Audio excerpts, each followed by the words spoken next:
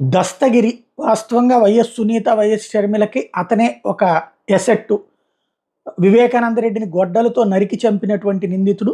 తను ఇప్పుడు జై భీమ్ భారత్ పార్టీ తరపున పులివెందులలో అభ్యర్థిగా పోటీ చేస్తున్నాడు. ఆ ఎన్నికల పోటీని అడ్డుపెట్టుకుని మొన్న లీగల్ నోటీస్ ఇచ్చారు అని ఇంతకుముందే చెప్పుకున్నాం. ఎన్నికల సంఘానికి కంప్లైంట్ చేశారని కూడా చెప్పుకున్నాం. వివేకానంద సినిమా కావచ్చు, వీళ్ళు పదే పదే మాట్లాడుతున్నారు, షర్మిల, తెలుగుదేశం వీళ్ళందరూ, తద్వారా నా పరువు పోతుందంటూ ఆయన మాట్లాడింది. ఇప్పుడు దాని మీద హైకోర్టులో, అంటే ఎన్నికల సంఘం పట్టించుకోలేదు కాబట్టి హైకోర్టులో పిటిషన్ వేశారు. హైకోర్టు ద్వారా ఎన్నికల సంఘానికి ఆదేశాలు ఇప్పించే ప్రక్రియ. తెలుగుదేశం పార్టీ వైఎస్ సునీత మరియు షర్మిలల మీద కోర్టులో వ్యాజ్యం దాఖలు చేశారు. వైఎస్ వివేకానంద రెడ్డి హత్య కేసు అప్రూవర్గా మారిన దస్తగిరి, నిందితుడు Dastagiri, YS Sharmila, BTech Ravi, Telugu Desam party అధ్యక్షుడు నారా చంద్రబాబు నాయుడు, వైఎస్ సునీత పదే పదే వైఎస్ వివేకానంద రెడ్డి హత్య కేసును రాజకీయ ప్రయోజనాల కోసం వాడుతున్నారన్నది అతని ఆరోపణ.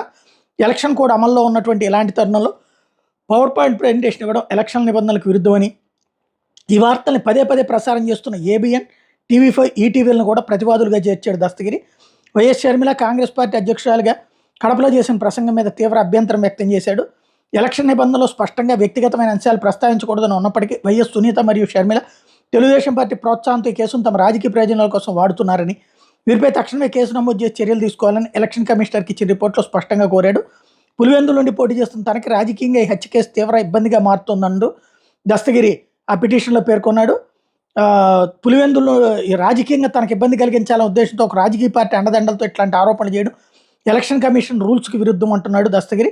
తక్షణమే వైఎస్ వివేకానంద రెడ్డి హత్య కేసు సంబంధించి ఎటువంటి రాజకీయ ప్రసంగాలు చేయకుండా ఆదేశాలు ఇవ్వాలని కోరుతున్నాడు.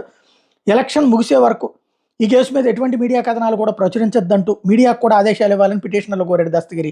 ఈ కేసును తెలుగుదేశం పార్టీ తమ రాజకీయ స్వప్రయోజనాల కోసం వాడుతోందంటూ దస్తగిరి ఆరోపిస్తూ model code of conduct rules పూర్తిగా తొంగలతో రాజకీయ ప్రసంగాలతో హత్య కేసు ఉదంతాన్ని ప్రేరేపిస్తున్న సునీత, షర్మిల మరియు పులివెందుల టీడీపీ అభ్యర్థి బీటెక్ రవి మీద చర్యలు తీసుకోవాలని కోరాడు. వీళ్ళందరి మీద చట్ట ప్రకారం చర్యలు తీసుకోమని ఎలక్షన్ కమిషన్ విజ్ఞప్తి చేసినా ఎట్లాంటి చర్యలు తీసుకోలేదని, తక్షణమే రాష్ట్ర హైకోర్టు ఎలక్షన్ కమిషన్కి ఆదేశాలు ఇవ్వాలంటూ పిటిషన్లో కోరాడు. పిటిషనర్ తరపున జడ శ్రవణ్ కుమార్ వాదనలు వినిపించబోతున్నారు.